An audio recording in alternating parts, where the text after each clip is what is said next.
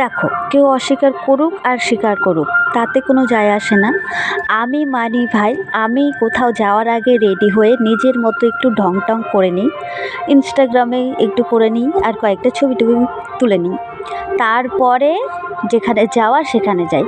তার আগে এই যে আবার সেকেন্ড ঢং করে নিচ্ছি বড়মশাইয়ের সঙ্গে।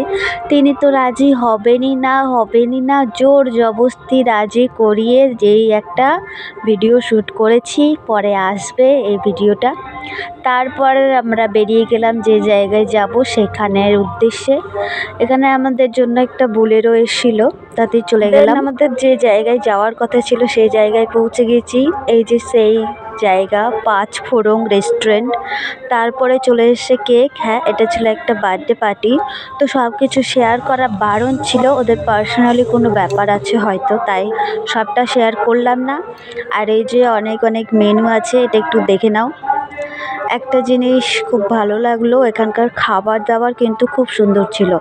যেমন দামে কম ছিল, তেমন খাবারের টেস্টিও ছিল ভালো। তো সব কিছু যেহেতু শেয়ার করা বারণ ছিল, তাই কোনো ভিডিও আর করা হয়নি। তো আমরা খেয়ে দিয়ে সোজা বাড়ি চলে গেছিলাম। টাটা।